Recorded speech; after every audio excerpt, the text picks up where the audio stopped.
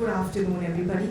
Thank you so much for being here. Actually, I'm extremely thankful to you, Nitin. I think you've set the stage for this discussion. I've written a whole, introduction and all of that. Now I can just ignore all of it and jump right into the conversation. I think, the point Nitin made about measurement, that is directly related to our topic here about using data and how well it is being used, because data is in abundance clearly, and also the conversation about social media, that there are all these real-time conversations that need to be tracked and brands use it, and traditional media stays as relevant as it is, and traditional media also has expanded because there are the online avatars of newspapers now. So there are so many media out there. So there's social media, there's the online newspaper, there is the newspaper, there is the owned media, which is a brand's own, say, blogs, and then that content going up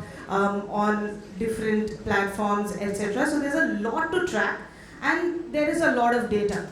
But now the question really is, are you looking at the right kind of data? Because measuring that effectively and in a way that it makes sense for your brand and for it to be uniform across brands and media, is that taking place? I think that's where the conversation is. And Smita, you being the client, I think I would like to start with you, and everybody else can respond. So the question is, there's a lot of data.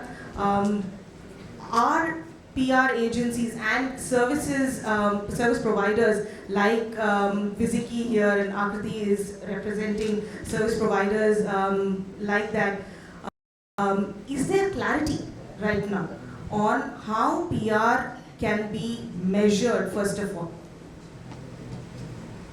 So let me address this.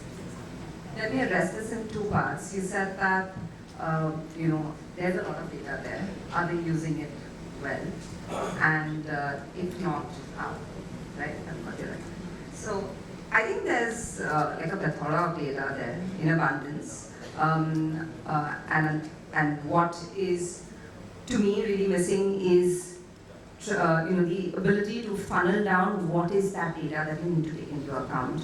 All of it comes in. Are we then converting it into meaningful action, which I don't think is optimally maximized on today. I see data being, and I'm not going to say like the agency and the brand, because I think it's a team. You work on it together. So at this point, as in Boyce, along with a couple of agents at PR advisories that we work with, I think we're using it better from a reactive point of view to measure whether something has been successful or not. But from a proactive, using it as a proactive tool is something that I think we have immense potential for. There's a lot to do on that front. Nitin, I'll come to you. So when you are planning for a brand, a PR, a comms strategy, when do you end up looking at data? What kind of data do you even look at in the planning stages? Not in a reactive one like Smita mentioned, but when you're planning. So you look at all kinds of everything, right? So you can't look at one thing. I mean, it depends on what it is, right? So sometimes you don't need to look at everything, but look at specific things, depending on where your stakeholders are, etc., etc. But you need data to inform you for everything. So it has to be up. Let me give an analogy of driving a car, right? So earlier data used to be very, you should only look at the rear view mirror, what's happened in the past. And now you need data to inform us on what's happening. You need to use the side view mirrors also, right? So you need to have more predictive analytics around it, right? So your data needs to inform you of your campaign that you're going to run, right? That's the first thing. How are you going to measure it? What the impacts it's going to cause. So the data will inform you about everything, technically speaking. You said what kind of data? Data sources can be multiple, right? It can be media itself, it can be social media, it can be various other forums. So data can be collected from different sources. to Smita's earlier point, I think the challenge also which all of us face as organizations, whether it's agencies or clients, is that also data is not cheap. End of the day, there is a cost to everything, right? And when there's a cost to everything, you have to think about what is my ROI going to be on this. So you have to think through that as well. So so to answer your question, yes, you need data to inform you about everything before you do any campaign or any work you do. I do. Okay.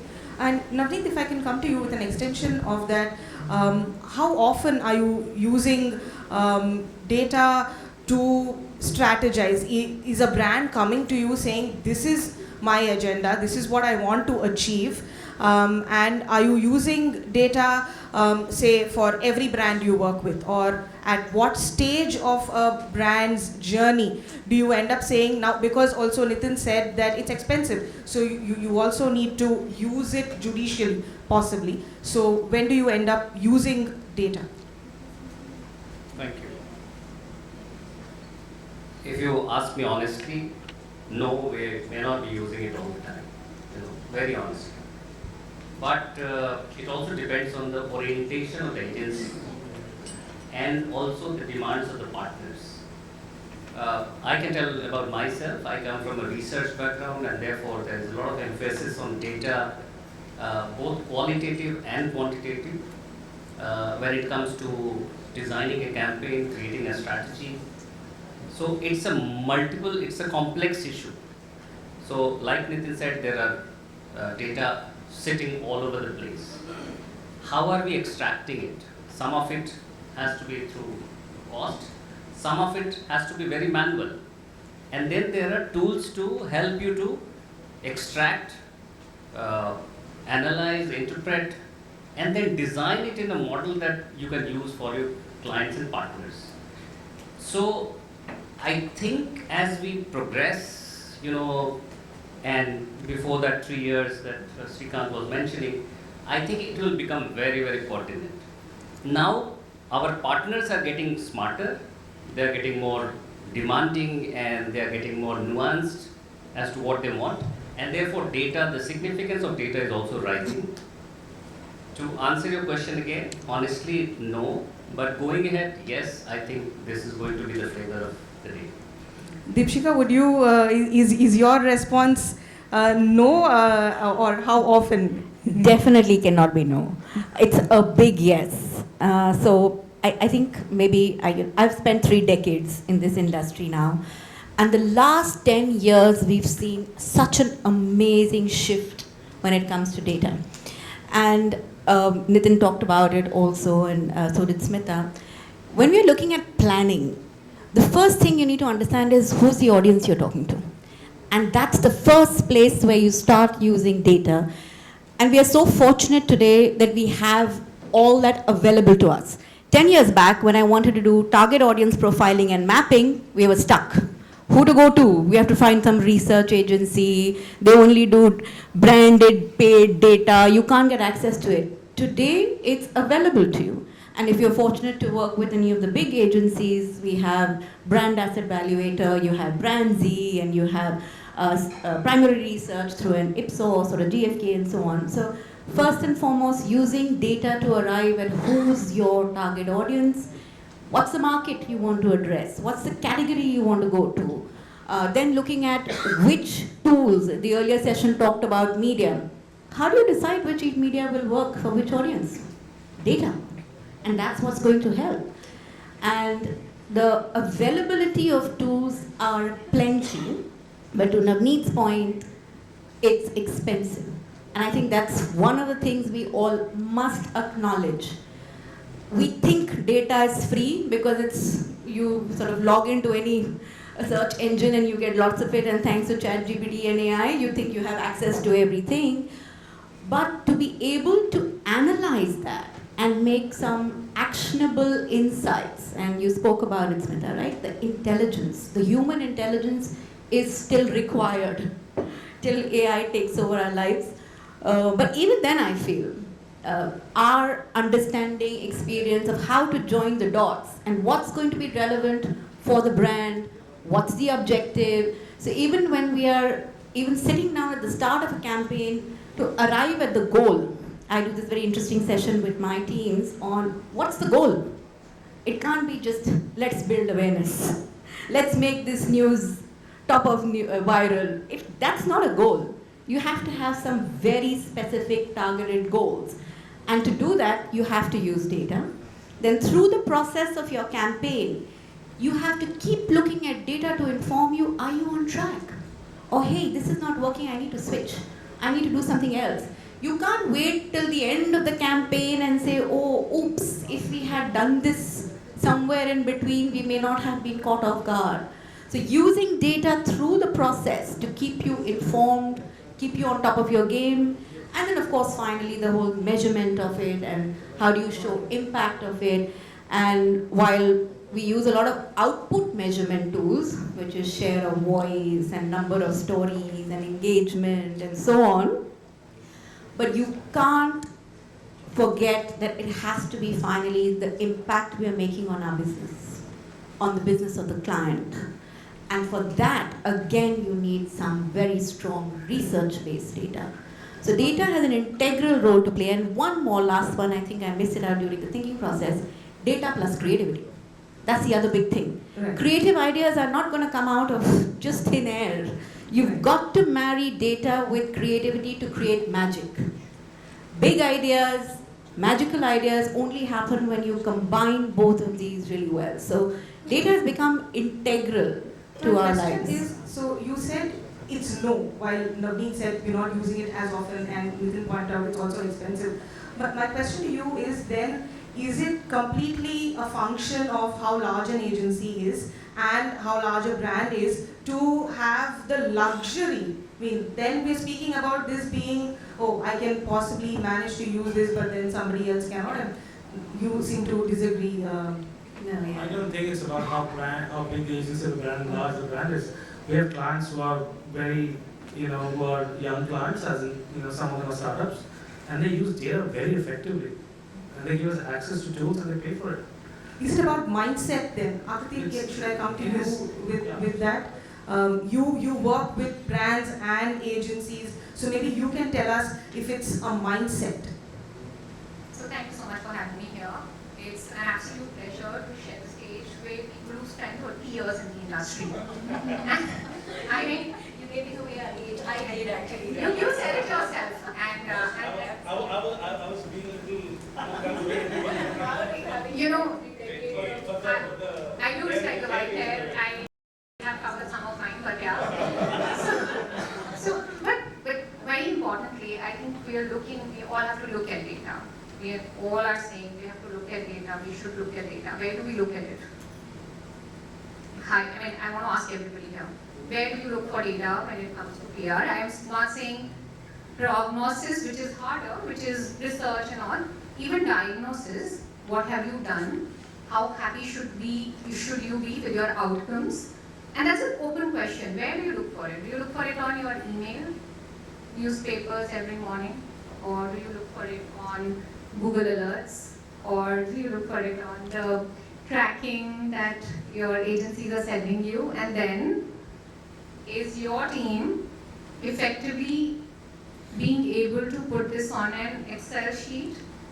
And then, after putting it on an Excel sheet, looking at it again and taking out the outcomes? So, honestly, I was called the sticking queen in my agency, which I was there. I'm not going to say how many years back, but yeah, I've done that. I've done the sticking and cutting and faxing and all of that. I've done that, and I'm very proud of it because it used to give me the pleasure of saying that, oh wow, I've been able to generate this work. It is amazing. It gives you satisfaction. But coming to analysis, where do you do your analysis is a fundamental question, I think, that we all need to sit up and ask ourselves. Data is great. It is lying everywhere. Amount is huge. There are 24 million articles getting printed every day. And I'm saying it every day. And to sift through that data and taking it out, it's hard. And that's where data analytic organizations come in, and Yes. we've seen a big growth of that segment. So for example, your point of that many millions of stories, so you use a smart data analytics media tracking firm who helps you summarize that, right? We all know that, right? Absolutely. Absolutely, yeah. One point. And we are in a very lucky age, Susmita, because GenAI can actually create out of 1,000 articles a summary in under a minute. We are in a very lucky age where this can happen. So first fundamental problem, where do you look at data? Second, which you articulated really well, is when do you look at data? And the third, I think you already laid out that you need to know the how of looking at data, which means that teams have to be trained, evolved, and brought into this new age where data can be crystallized very fast. And that, I think, is where our discussion would probably say that the PR teams sitting in agencies have access. I don't think that the clients have access. And even if they want Is that to, true, Smita? and also, you generally put it on the agency, right? No, not right. You guys select the data. No, that's not right. Select I'll the tell you why that's not right. Because you can't just look at the kind of data maybe any media monitoring agency would give you. You would have to look at primary commissioned studies. You could also look at secondary data, which is available to everyone. And sometimes you have to look at your own media data as well. Now that is not available to an agency. So you have to look at all of that. And I think, and that's why in the beginning itself I said it's a teamwork. It just can't be the agency or the brand custodian doing that work. Absolutely. I think, Smita, you hit the nail on the head. We have to first and foremost drop this agency versus client. We are in it together. We love it. We and love we are, this. yeah. So I'm doing this. Yeah, absolutely. So we've got to come together, put all the data we have together on the table, and then make sense of it. And that's the joy, right? That's the joy of being in this industry. That's what we all love, and I know some of the younger ones who've come into the business, that's what they want to do. That's the stars in the eyes that they have. So we should look at how do we do this well and do it together. I'll just take forward a little bit of discussion that Deepshikha mentioned around analytics just now. So we have about 15 people in the agency doing only insights and analytics work, 24 by 5, that's the model, 24 hours a day, 5 days a week, right? And we are servicing clients not only in India, but across different time zones, right? And these people use data, which is amalgamated through different sources, through different tools, whether it's Meltwater, Talkwalker, Signal, AI, whatever, right? And they try and make sense of it through different tools and give analytics and insights to different clients, right? And also, of course, real time look at if what is breaking and what is not breaking, which could impact, right? Seeing trends and how they're moving. So I think the discussion is, personally, I believe the discussion moved, the data is probably better, it's hygiene now. We all need data, but what we do with the data is becoming more important, which is insights and analytics. So do we have the right insight for the data? Are we doing the right analytics on top of the data to make best use of going forward on a campaign or a brand?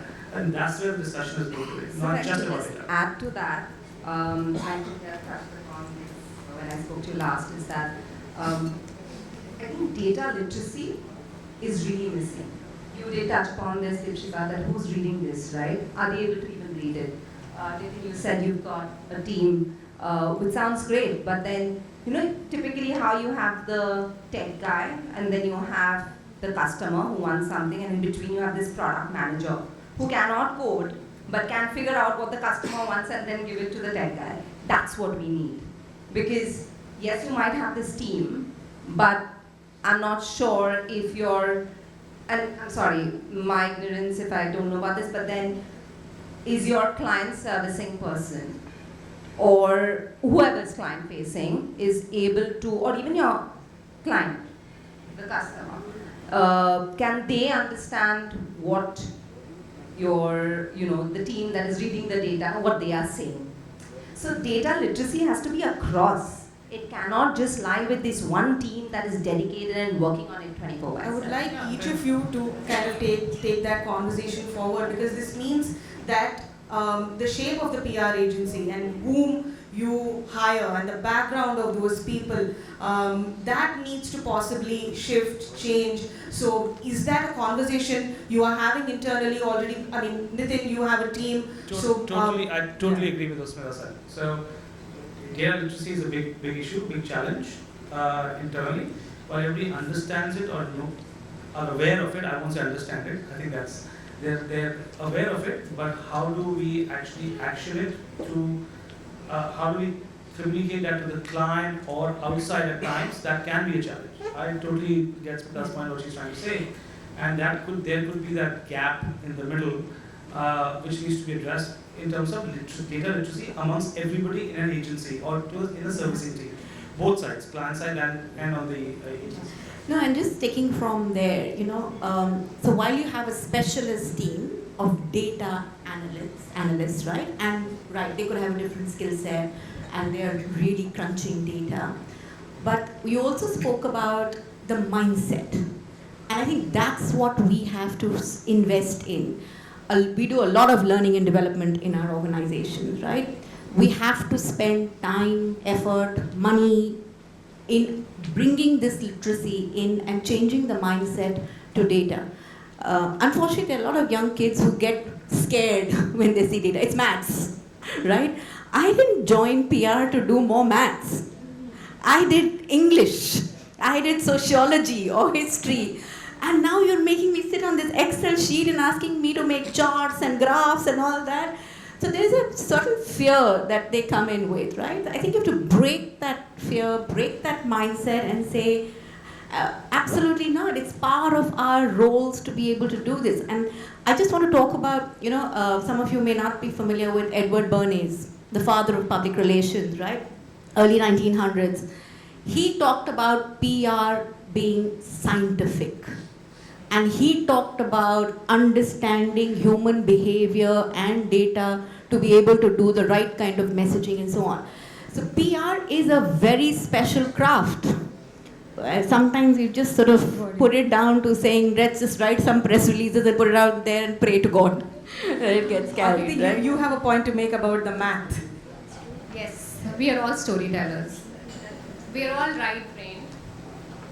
Some of us are very lucky to be extremely right-brained, and I disagree that we should adjust our right brains to be left brains, and what will coders do?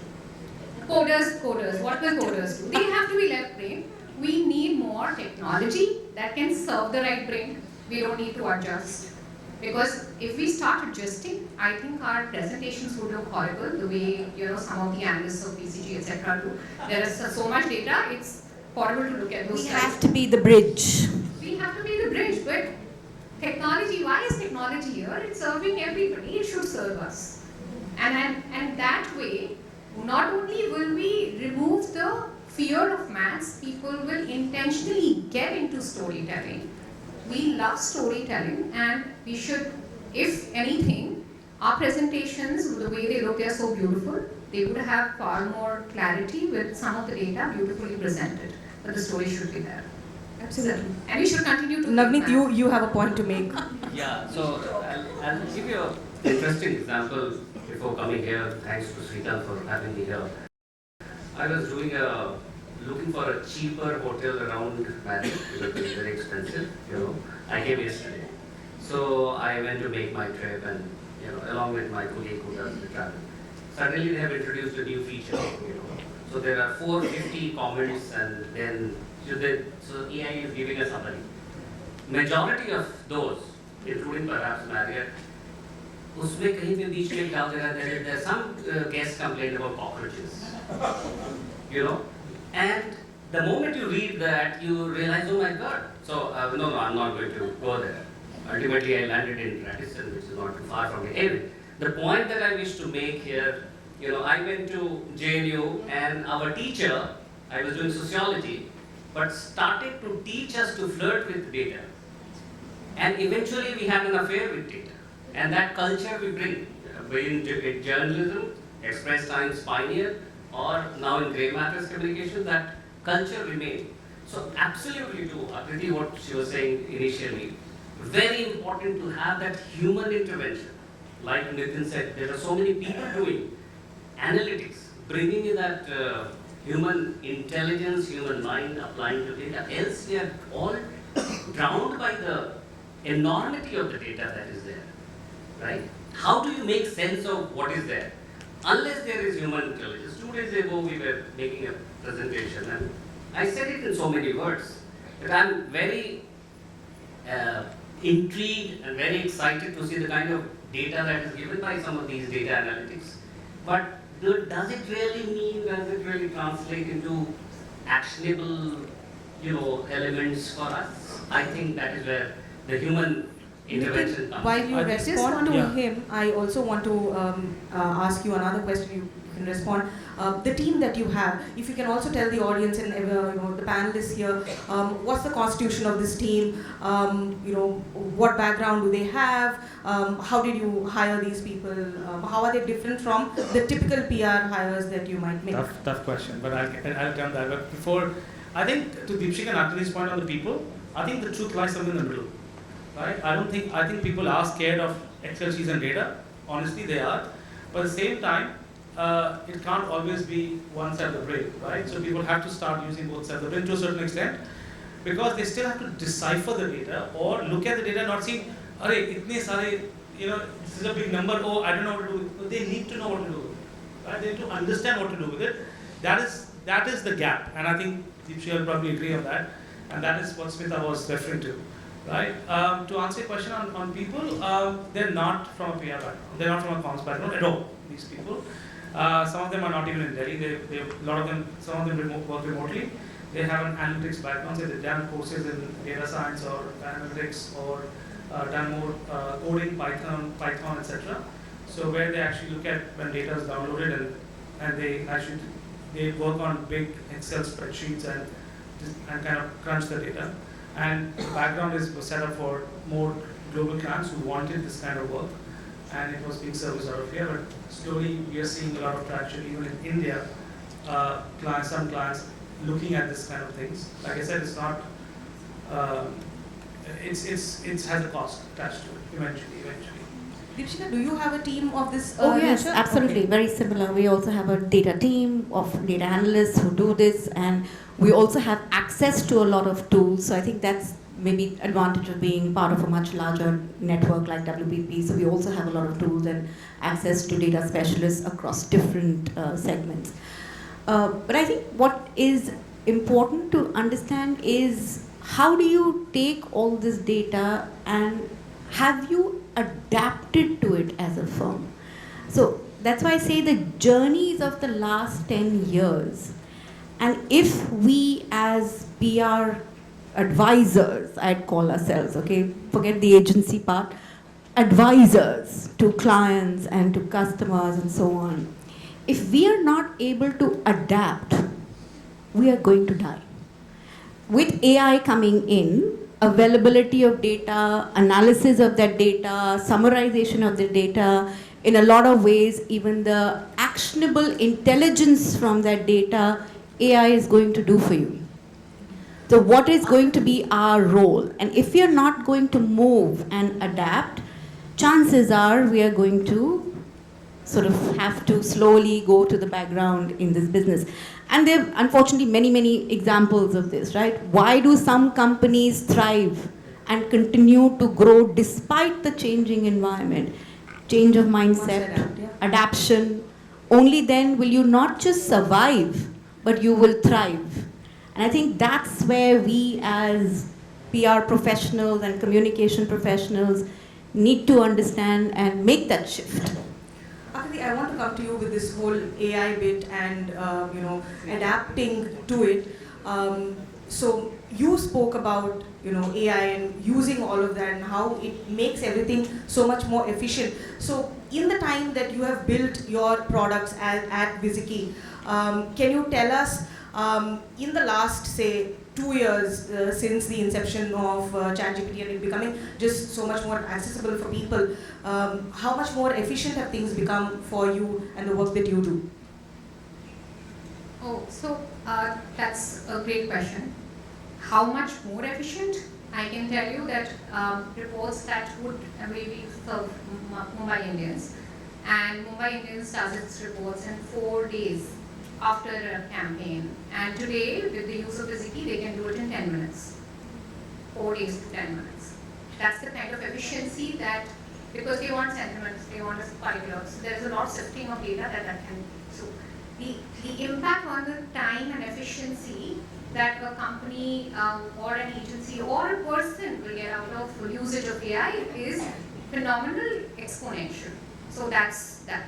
And I want to just, taking Deepshikha, Nitin's point and the word that Smita envisages is that you should connect your why, which is the objective, to the data. So in a future, not very far away, I think not more than 1 year from here, now the softwares will be able to bring in other business softwares through APIs to say, okay, we did an announcement and this is how traffic changed. We already do that at Wizikey. This is how leads changed. Okay, how much? So, we don't connect to sales and we shouldn't. I mean, but we do want to know brand awareness. We do want to. So, how much did the leads change? How much did your partners respond? Was there higher response on LinkedIn because of what you did on press? The interconnectivity of data is not very far away, and that's why I say we are very fortunate to be in these times because we don't have to live in isolation of the marketing team anymore. Got it. We have about 4 minutes left. Does anybody have any questions for somebody at the back?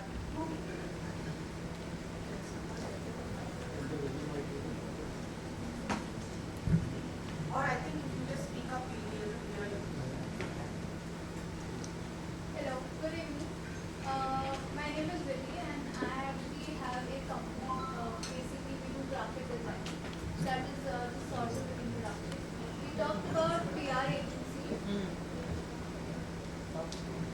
We actually talked about PR agency. We talked about chat GPT. When it comes to data collection, the users need transparency on what kind of data is being used by the agency. So what kind of components and structures do you agencies follow so that it is very easy for the audiences to trust you and trust you with our data so that it is helpful for both of the win-win situation. That is my kind of question. Is your question about what is the data source and are you going to be transparent about that? Is that the question? How transparency would help both audiences and the PR agency to know what kind of personal information, professional information, likings and dislikings of mine is being transferred to you guys, and how you guys will help me or transfer all these likings to the other parties as well. You're asking about data privacy. Yeah. Okay. So we are not in the business of data. So let me first clarify that. I think your question would be more relevant to those organizations who run the business of collecting data, right? Where we are accessing or buying that data, right? So, we will always give the source of where we are getting this data from and how credible, obviously we will get it from credible sources, or we'll make sure we have the right credibility and the sources always attached. So we never pretend to have cooked up this data because we can't, and that's and that's part of the ethics of being in this business, right? Yeah. So we will always give where is the source from, and it's a credible source which we believe it's credible unless discredited in time to come, because I don't think anything is constant these days. So so our job is to ensure that the sources we pick up from are as credible as possible, and then we give that transparency. I'll go a step further. So like Deepshikha said, we're both part of global organizations that have access to multiple tools globally, including in India, and we're very transparent with the client even before doing a campaign or devising a campaign, saying this is the source of our data. And honestly, probably 8 or 9 out of 10 times, the client does eventually end up paying for that data, right? So it's all very transparent, and there's completely ethical use of data in that sense. So we are one step away from collection of data, probably 2 steps away. Does that answer your question? Yeah. There's just one more follow-up question. There's someone behind. We have only 1 minute, and someone behind you had a question. Hi, my name is Venkata. I wanted to know what is the role of sentiments that is involved while you are analyzing the data. For example, a brand is living that product or service, so they would have a different sentiment, whereas an agency or other partners would have different sentiments regarding the product or service. So how do you bridge that gap when you analyze the data? So yeah. You are addressing that to a specific person on the panel? It's No. Okay, great question. The data sentiment will be contextual to brand, not to the agency or the brand. It will always be contextual to the brand. And GenAI today can actually look at it from a context point of view, which means that even if in a positive article you're quoted negatively or neutrally or positively, it will reflect in context of the brand. So as an agency, the agency have experts who understand the objectives of the brand and then see in that context whether the narrative, sentiment, etc. are lying in the right space, and then accordingly stack that data and share with the client to say this is the gap or this is how we are doing beautifully. Does that answer your question? Okay, fantastic. Thank you. No, sorry, we are out of time, but they are all going to be here for a little while, so you can catch up with them. Thank you so much, everybody. I think the big takeaways are that adaptability and having that mindset towards data are two big things that will be required. Using the data efficiently will follow. So thank you so much for your time, and